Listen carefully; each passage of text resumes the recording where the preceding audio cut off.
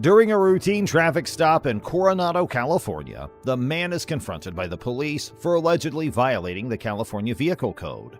The officer singles out the GoPro camera mounted on his helmet as the reason for the stop, initiating a contentious debate over the interpretation and application of the law. It's an infraction. It's a moving violation. You can't have anything on your helmet. It compromises the integrity.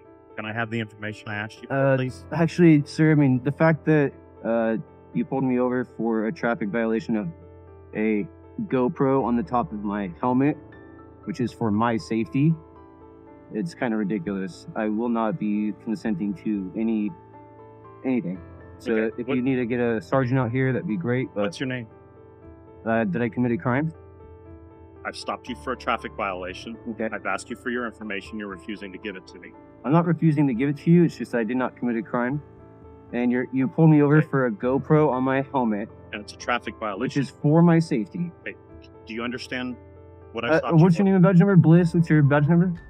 You answer my Asserting his Fourth Amendment rights, the man engages in a heated argument with the police, refusing to provide his identification. He maintains that he has not committed a crime and questions the legality of the officer's actions. And in fact, it's the stupidest thing you pull me over for is that freaking camera. Is speeding a crime? A camera Is on speeding my a, helmet. Is speeding a crime? A camera on my helmet, sir. Answer my question. Speeding a I'm not crime? answering any more questions. I'd like to speak to my lawyer. Can I have your information, please? You can get your sergeant. Sit tight. I just want to let you know that I'm also recording this stop. Of course And you I've are. asked you numerous times for your information and you're refusing to do so. I'm not refusing. If I committed a crime, I would absolutely give you my ID. All right. You've been stopped for a traffic violation, I got stopped for a GoPro on my helmet. and I've told you it's a traffic violation. That's a bullshit violation. So go ahead and get your sergeant here. Okay, I've told you it's a violation, so you're still refusing to produce your information. If When you've you been can informed that you articulate a crime that I have committed, I will ID. Until then, I do Okay. not have to ID. And in fact, this is a violation of my Fourth Amendment right, and I am now invoking Title 18, Section 242, deprivation of rights under color of law. If you do one more movement without getting your sergeant here, you're fucked. Did you hear me? Did you hear me? Get your sergeant here. I'm done speaking to you. I told you I am done talking. I am now invoking my Fifth Amendment right to stay silent. If Thank you you. fail to produce your information, Then what? You're going to you're in arrest me? jeopardy of being So that'd placed be under kidnapping. arrest. And I already invoked Title 18, Section 242. How is that kidnapping? You'll find that out in court, sir. You're failing to identify You'll to find that myself. out in Are you court. familiar with? Are you getting your Are you- sergeant? Are you familiar with Section Penal Code Are 148? you not listening to a lawful order? Are you listening to Call my your lawful order? sergeant. Invoking Title 18, Section 242, the man points out the potential degradation of rights under the color of law, emphasizing his knowledge of legal statutes. In addition, he exercises his Fifth Amendment right to remain silent, further reinforcing his stance against self-incrimination. The encounter intensifies as legal principles clash with law enforcement's demands for identification. He literally pulled me over for this. You Cody Shear? Mind your own business. Are you Cody Shear? I am not answering questions. Okay. I don't answer questions. Wow, this cop is a piece of shit. Not only is he harassing this man, he's out here blatantly saying his name. If that even is his name, he's just throwing out someone's information like that. This cop's a grade A piece of shit.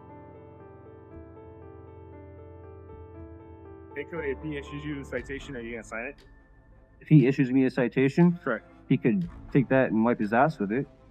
Why are you being so... Because he pulled me over for a fucking GoPro on my helmet. Okay. Okay? Is that a crime?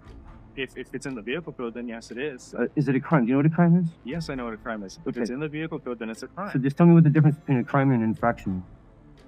The infraction is a crime, yes. Okay, so what, is this a misdemeanor or a felony? I don't know. It's definitely not felony. Well, I know that, but is it a misdemeanor or a felony? It's Neither likely one. Not, it's most likely not a Either a one. misdemeanor too. Okay. But I don't. So I don't need an ID for a non-crime. He's The other cop comes to the guy and asks him to provide his ID, where he asks the cop really politely if this is a crime, and that he has a cam on his helmet, where the guy refused to give his ID to the cops. How's it going, Lee? Morning, sir. How are you? Morning. So what's going on? So it was a great day. Okay. Okay, I was just out enjoying my day, and I got pulled over for having a GoPro on my helmet. Okay. Okay, and so I let Bliss know that, this is a violation of my Fourth Amendment right. The fact that I was just traveling, I was following all the rules and laws of the road and traffic safety and nothing. And then he gets behind me and pulls me over for a GoPro. and tries to tell me that that's a violation of whatever code. What safety code? What does it even matter? You know, what if I had a fin on my helmet? What if I put my visor up? Is that now a violation of the traffic code? Like, look how close my visor is being as high as my GoPro. What violation, what crime have I committed? Please tell me. Okay, so you're in violation of the California Vehicle Code, which says you can't have that mounted on your helmet. Okay, so can you It's as tell me simple what as code that. that is? Pardon? What code is that? Pardon? I don't know. What code is it? Okay, look that up and also But tell me what crime I regardless- committed. Regardless, it's an infraction. Okay, It's like speeding. and I'll see him in court. Correct. Absolutely. need And your it's gonna be a we fun need day in your- court. Make sure you're ready for a full day, buddy. Right. And we need your information. A discussion unfolds between the man and sergeant who arrives at the scene. The man asserts his rights and questions the legality of being pulled over for having a GoPro on his helmet.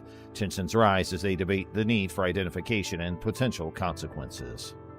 Are you threatening me I'm not with threatening you at all. arrest? I want to know whether No, you're going to with provide arre- us with with an your arrest. identification so he can fill out his citation, so then we can give you a summons to go to court, so then you can come to court and then talk to the judge. You know how easy it is for him to just put his tail between his legs and say, "Take that off your helmet"? Pardon? Why couldn't he have said, if that's such a violation, why couldn't he have just asked me to take it off? Well, he would have. No, he didn't. He could I have. asked- He walked up. He wanted my ID so he Yes, can give me a wanted your ticket ID, so he Right. could, how do you know he's going to give you a ticket? because he asked for my ID. How do you know he's going to give you a It ticket? doesn't matter. I So mean, you're making an listen. assumption So because listen he here. asked Look for an here. ID Right here. that you're going to get a ticket. Right correct? here. No, don't be So- grabbing, and you're getting too close to my personal stuff. Right here is my ID. Okay. Okay. Am I being threatened with an arrest because I put a GoPro for my safety on my helmet and got pulled over by a... The man firmly asserts his belief that he is not obligated to provide his identification unless he has committed a crime. He challenges the sergeant, accusing him of violating constitutional rights and asserting that law enforcement officers are merely public servants. He provided the cop with the ID. You asked for one thing, you got one thing, that's all you're getting until this I speak to my lawyer. Well, I'm not a party to this. I was just throwing it out there. Okay. Just to throw it out there.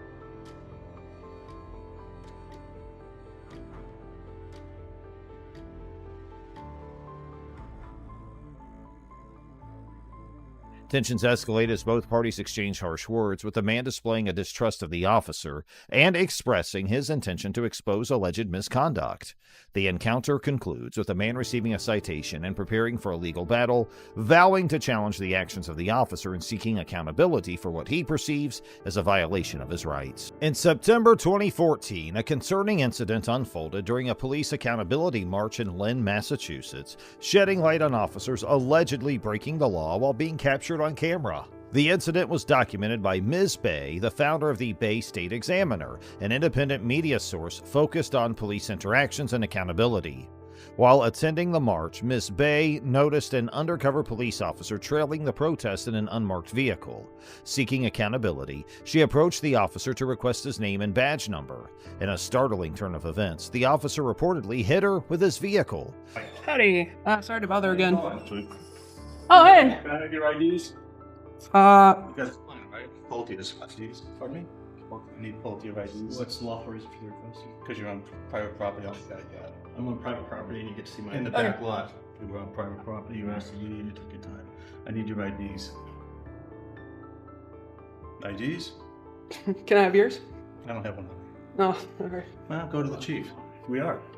Sure. That's what we're here for. Yeah. Can we speak to the chief? This officer has invited us to speak with him. This incident prompted Miss Bay to take matters into her own hands. Days later, Miss Bay ventured to the Lynn Police Station's back lot in pursuit of evidence regarding the vehicle that had allegedly struck her. Her efforts were met with resistance from an unidentified officer who swiftly expelled her from the premises. Undeterred, she entered the police department building to file a formal complaint about the incident and to seek officer identifications. The encounter within the police station would go on to raise a myriad of legal and ethical concerns. The situation escalated when the officers on duty refused to identify themselves and labeled Miss Bay's presence as trespassing on private property. Massachusetts law, however, stipulates that police officers are required to carry identification cards and display them upon a lawful request. This refusal constituted a violation of this legal obligation. You're welcome What to go sense? back there and take a look after. Okay. Oh, after? I'm sorry. Yeah. All right. Well, we need your IDs now. I'm not interested in showing that at this time. No? I'm not. Yeah. All right, so you guys are refusing? All right, then just leave. There you can go. Do we want to check the... Yeah, I was gonna say, you've invited us to speak with the Chief's chief. a busy guy. Oh. You just suggested we talk to the chief. Well, Yeah, but I guess apparently he's not... I'm sorry, what's... He just told you to do that, right? No, you told us to talk to the chief. Yeah, and you came around here and he's not coming down here. Oh, right. So maybe you should call him Call and the make an appointment with him. Got it. Okay. Okay. We can do that. And may I have both of your names and ID cards? It's Badge 88. Badge 88. Badge 88? Yep. The officers ordered Miss Bay to vacate the premises, accusing her of creating a disturbance and trespassing.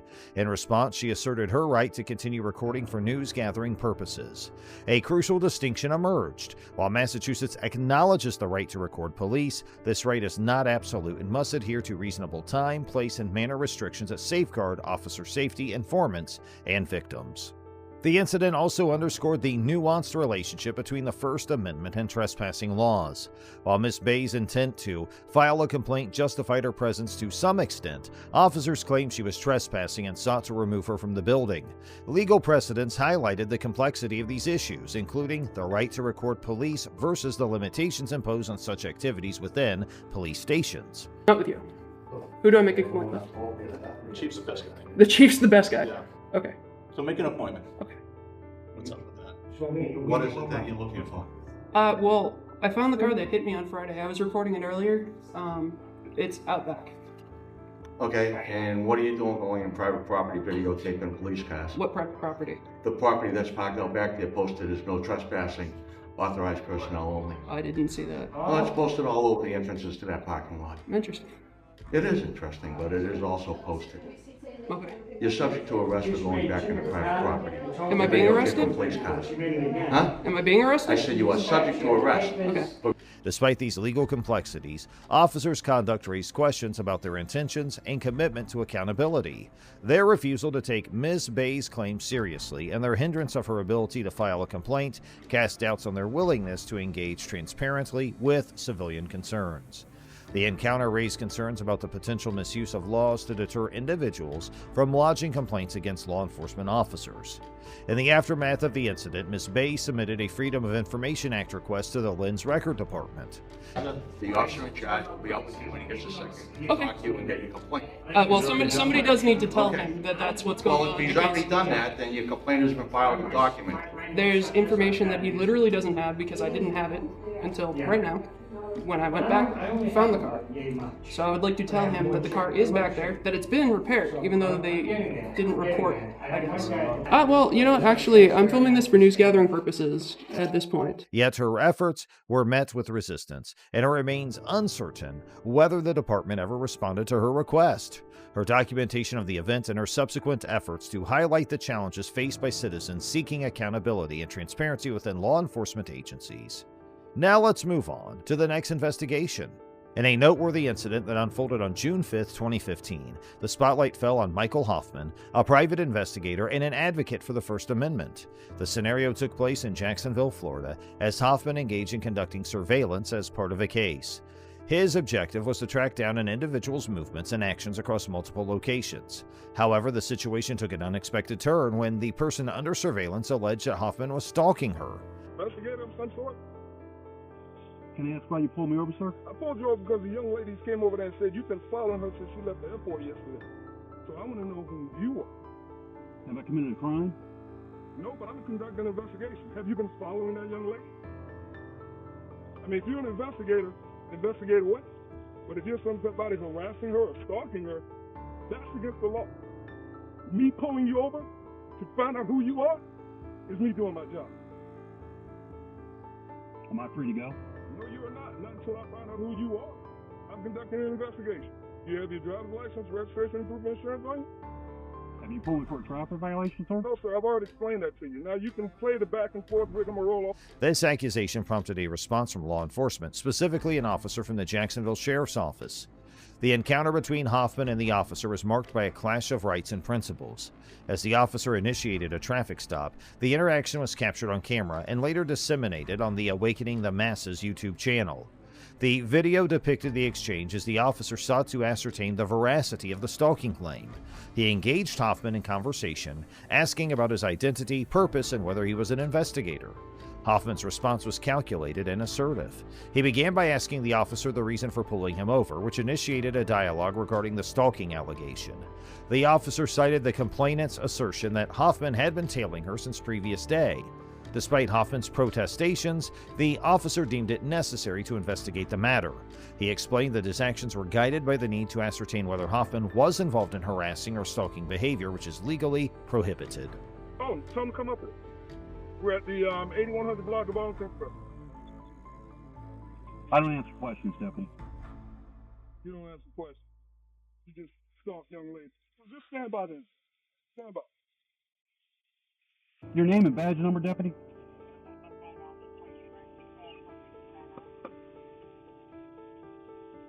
Your name and badge number, Deputy?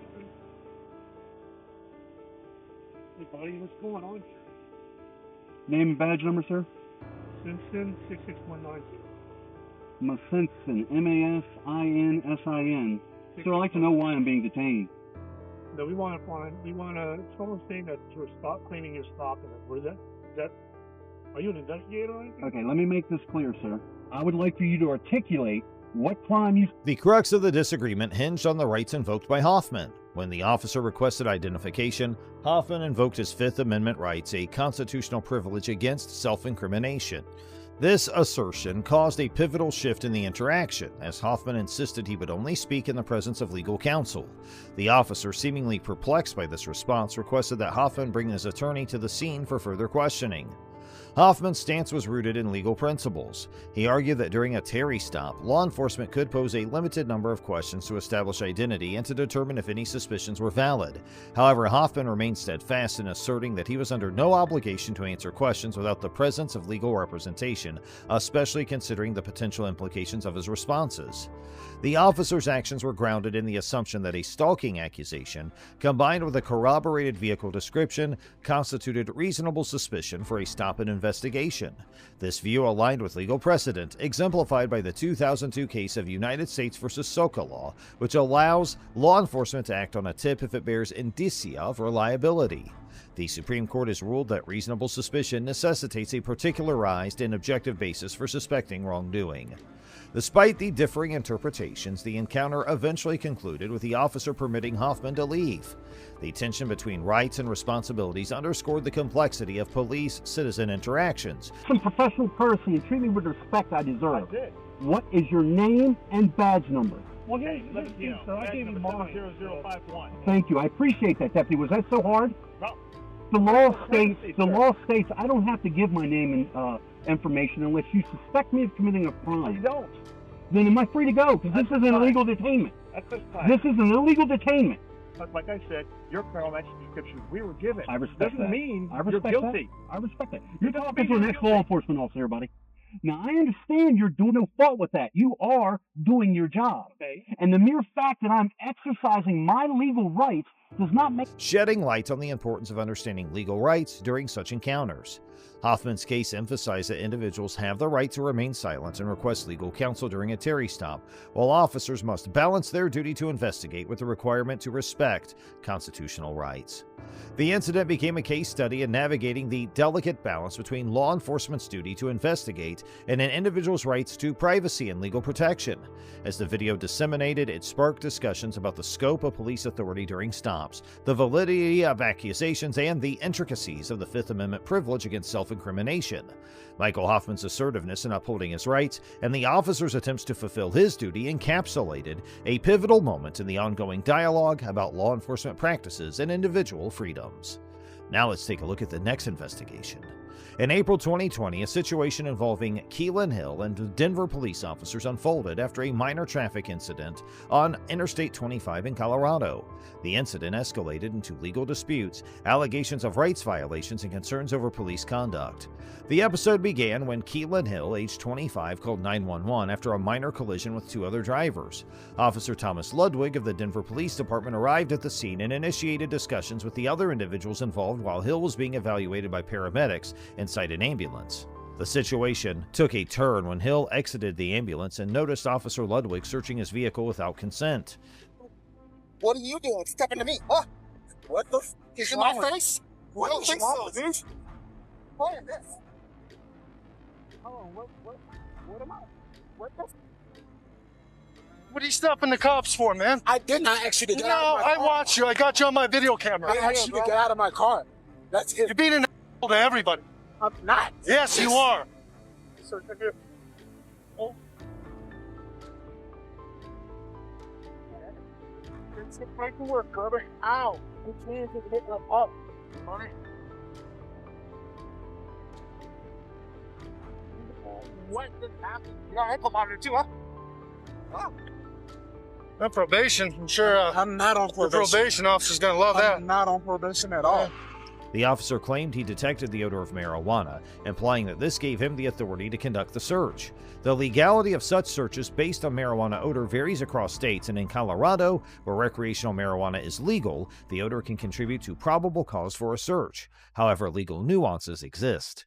Hill confronted Officer Ludwig about the search, leading to a heated argument. The officer's aggressive response escalated the tension instead of employing de-escalation techniques. While Hill's behavior might have prompted concern, it's questionable whether it warranted the officer's level of aggression. Hill was arrested and charged with interference with police activity. These charges were later dropped, but the incident spurred Hill to file a lawsuit against the city of Denver and the involved officers. It's like feeding there. I'm not intoxicated at all. Go ahead and have a seat in there. Go for it. Please go for it. Okay, have a seat. Y'all are illegally searching my car. Have a seat. Have a seat. Put your feet up. ID, bro. Push yourself all the way back.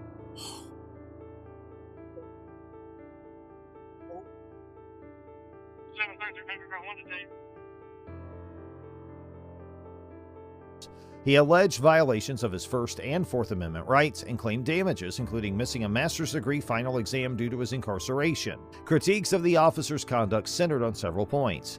Firstly, despite the possible legality of the initial search, the decision to arrest Hill was deemed unnecessary and potentially unconstitutional. Officer Ludwig's unprofessional behavior, particularly his failure to de-escalate the situation, garnered criticism. His confrontational approach escalated the disagreement rather than diffusing it, highlighting the significance of emotional awareness in police interactions. Moreover, the officers faced criticism for their response to Hill's request for medical assistance. According to the Denver Police Department's Operation Manual, officers are required to provide medical attention to individuals in custody. Hill's expression of uncertainty about his injury should have prompted a more compassionate response from the officers, as opposed to the callous indifference displayed. This incident underscores the complexities of police interactions and the importance of effective de-escalation techniques. While the legality of certain actions can be ambiguous, officers should prioritize public safety and citizens' rights.